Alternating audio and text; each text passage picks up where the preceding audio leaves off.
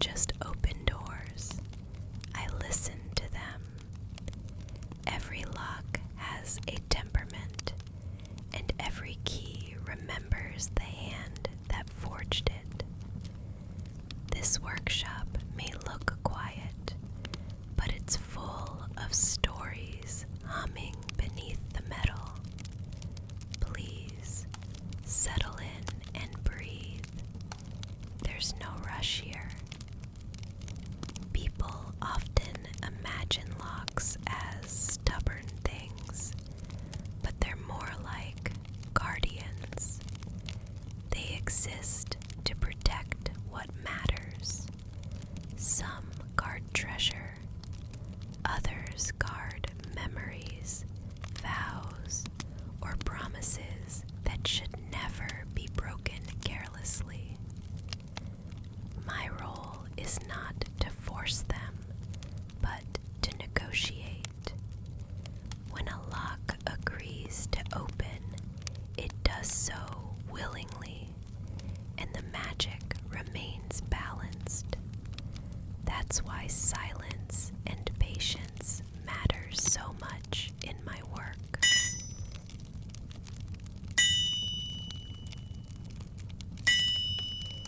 You'll notice I keep my tools arranged very precisely, not for appearances, but for harmony. Each pick, each tuning rod, each resonance key carries a different frequency. If I choose the wrong one, the lock becomes anxious. An anxious lock is far more dangerous than a stubborn one. I've learned that lesson more than once. This brass lock here has traveled a long way. You can tell by the wear along its edges. It has seen sea air and desert heat, and yet it still hums evenly. That tells me it was loved by its owner. Loved locks open more easily. They remember kindness. When I first began this craft, I thought skill was everything.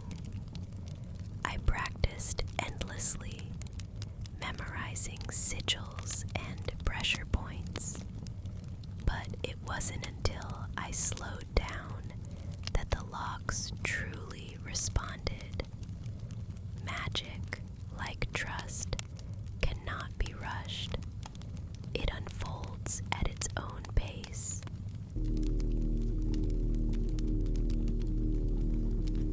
This hum you hear is a ward adjusting itself. It's letting me know the room is secure. Once that sound settles, the locks feel safe enough to communicate. Safety is the foundation of all enchantment. Without it, even the strongest spell fractures. Some locks speak in images. Others respond through temperature or vibration. This one feels cool, which suggests it guards knowledge rather than objects. Knowledge locks are especially sensitive. They dislike arrogance. A calm mind keeps them cooperative. I often tell apprentices that my job is less about opening and more about closing. Sealing magic properly prevents far greater harm than unlocking ever could. A well-made magical lock can outlast empires. I've seen vaults still intact long after the names of their builders were forgotten. Listen closely to that sound. That's not resistance. That's acknowledgement. The lock is recognizing the pattern of the key, not just its shape.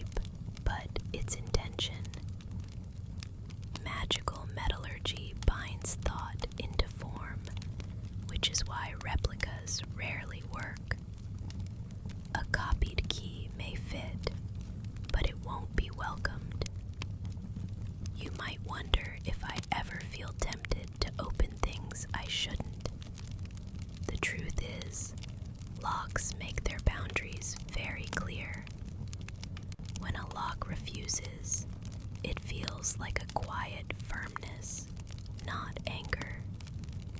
Respecting that boundary is part of my oath. There was once a door that begged me to open it, that frightened me more than any sealed vault. Desire without balance leads to ruin.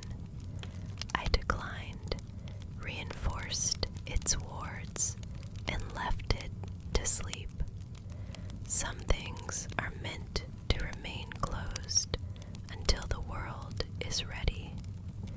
The scent you notice is oil infused with grounding herbs. It keeps my hands steady and prevents lingering enchantments from attaching themselves.